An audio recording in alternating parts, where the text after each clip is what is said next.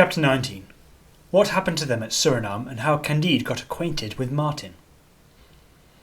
Our travellers spent the first day very agreeably. They were delighted with possessing more treasure than all Asia, Europe and Africa could scrape together. Candide, in his raptures, cut Cunegonde's name on the trees. The second day, 2 of their sheep plunged into a morass, where they and their burdens were lost. 2 more died of fatigue a few days later. 7 or 8 perished with hunger in a desert, and others subsequently fell down precipices.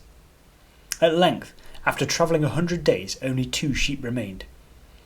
Said Candide to Cacambo, "My friend, you see how perishable are the riches of this world.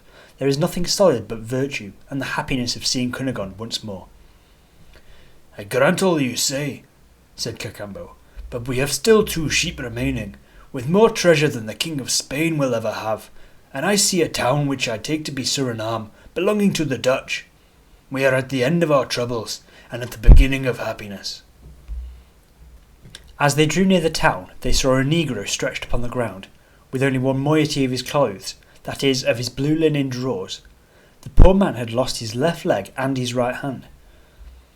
"Good God," said Candide in Dutch, "what art thou doing there, friend, in that shocking condition?" "I am waiting for my master, Mynheer Venderdender, the most famous merchant," answered the negro. "Was it Mynheer Venderdender," said Candide, "that treated thee thus?" "Yes, sir, it is the custom," said the negro. "They give us a pair of linen drawers for our whole garment twice a year. When we work at the sugar canes, and the mill snatches hold of a finger, they cut off the hand, and when we attempt to run away, they cut off the leg. Both cases have happened to me. This is the price at which you eat sugar in Europe. Yet when my mother sold me for 10 patagons on the coast of Guinea, she said to me, 'My dear child, bless our fetishes, adore them forever, they will make thee live happily. Thou hast the honour of being the slave of our lords, the whites, which is making the fortune of thy father and mother.' Alas, I know not whether I have made their fortunes. This I know, that they have not made mine.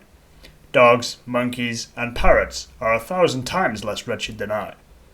The Dutch fetishes, who have converted me, declare every Sunday that we are all of us children of Adam, blacks as well as whites. I am not a genealogist, but if these preachers tell the truth, we are all second cousins. Now, you must agree that it is impossible to treat one's relations in a more barbarous manner." "O Pangloss," cried Candide, "thou hadst not guessed at this abomination. It is the end. I must at last renounce thy optimism." "What is this optimism?" said Cacambo. "Alas," said Candide, "it is the madness of maintaining that everything is right when it is wrong." Looking at the negro, he shed tears, and weeping he entered Surinam. The first thing they inquired after was whether there was a vessel in the harbour which could be sent to Buenos Aires. The person to whom they applied was a Spanish sea captain, who offered to agree with them upon reasonable terms.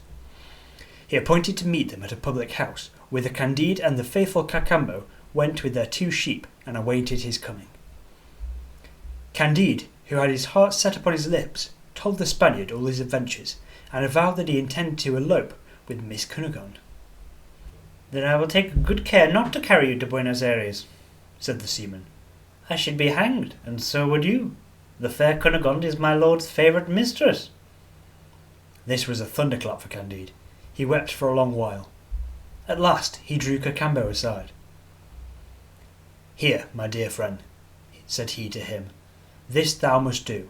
We have each of us in his pocket 5 or 6 millions in diamonds. You are more clever than I. You must go and bring Miss Cunegonde from Buenos Aires. If the governor makes any difficulty, give him 1,000,000. If he will not relinquish her, give him 2. As you have not killed an inquisitor, they will have no suspicion of you. I'll get another ship and go and wait for you at Venice. That's a free country, where there is no danger either from Bulgarians, Abares, Jews, or inquisitors." Cacambo applauded this wise resolution. He despaired at parting from so good a master who had become his intimate friend, but the pleasure of serving him prevailed over the pain of leaving him. They embraced with tears. Candide charged him not to forget the good old woman. Cacambo set out that very same day. This Cacambo was a very honest fellow. Candide stayed some time longer in Surinam, waiting for another captain to carry him and the 2 remaining sheep to Italy. After he had hired domestics and purchased everything necessary for a long voyage, Mynheer van der Dende, captain of a large vessel, came and offered his services. "How much will you charge," said he to this man, "to carry me straight to Venice, me, my servants, my baggage, and these 2 sheep?" The skipper asked 10,000 piastres. Candide did not hesitate. Oh, said the prudent Van der Dende to himself. This stranger gives 10,000 piastres unhesitatingly. He must be very rich. Returning a little while after, he let him know that upon a second consideration he could not undertake the voyage for less than 20,000 piastres. "Well, you shall have them," said Candide. "Aye," said the skipper to himself, "this man agrees to pay 20,000 piastres with as much ease as 10. He went back to him again and declared that he could not carry him to Venice for less than 30,000 piastres. "Then you shall have 30,000, replied Candide. Oh, said the Dutch captain once more to himself. 30,000 piastres are a trifle to this man. Surely these sheep must be laden with an immense treasure. Let us say no more about it. First of all, let him pay down the 30 piastres, then we shall see."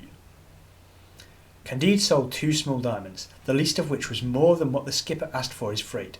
He paid him in advance. The 2 sheep were put on board. Candide followed in a little boat to join the vessel in the roads. The skipper seized his opportunity, set sail, and put out to sea, the wind favouring him. Candide, dismayed and stupefied, soon lost sight of the vessel. "Alas," said he, "this is a trick worthy of the old world." He put back, overwhelmed with sorrow, for indeed he had lost sufficient to make the fortune of 20 monarchs. He waited upon the Dutch magistrate, and in his distress he knocked over loudly at the door. He entered and told his adventure, raising his voice with unnecessary vehemence. The magistrate began by fining him 10,000 piastres for making a noise. Then he listened patiently, promised to examine into his affair at the skipper's return, and ordered him to pay 10,000 piastres for the expense of the hearing. This drove Candide to despair. He had, indeed, endured misfortunes 1,000 times worse. The coolness of the magistrate and of the skipper who robbed him roused his choler and flung him into a deep melancholy. The villainy of mankind presented itself before his imagination in all its deformity, and his mind was filled with gloomy ideas. At length, hearing that a French vessel was ready to set sail for Bordeaux, as he had no sheep laden with diamonds to take along with him, he hired a cabin at the usual price. He made it known in town that he would pay the passage and board and give 2,000 piastres to any honest man who would make the voyage with him, upon condition that this man was the most dissatisfied with his state and the most unfortunate in the whole province. Such a crowd of candidates presented themselves that a fleet of ships could hardly have held them. Candide, being desirous of selecting from among the best, marked out about 1/20 of them who seemed to be sociable men and who all pretended to merit his preference. He assembled them at his inn and gave them a supper on condition that each took an oath to relate his history faithfully, promising to choose him who had appeared to be most justly discontented with his state and to bestow some presents upon the rest. They sat until 4 o'clock in the morning. Candide, in listening to all their adventures, was reminded of what the old woman had said to him in their voyage to Buenos Aires, and of her wager that there was not a person on board the ship but had met with very great misfortunes. He dreamed of Pangloss at every adventure told to him. "This Pangloss," said he, "would be puzzled to demonstrate his system. I wish that he were here. Certainly, if all things are good, it is in El Dorado, and not in the rest of the world." At length he made choice of a poor man of letters, who had worked 10 years for the booksellers of Amsterdam. He judged that there was not in the whole world a trade which could disgust one more. This philosopher was an honest man, but he had been robbed by his wife, beaten by his son, and abandoned by his daughter, who got a Portuguese to run away with her. He had just been deprived of a small employment on which he subsisted, and he was persecuted by the preachers of Surinam, who took him for a Socinian. We must allow that the others were at least as wretched as he, but Candide hoped that the philosopher would entertain him during the voyage. All the other candidates complained that Candide had done them great injustice, but he appeased them by giving 100 piastres to each. End of chapter 19.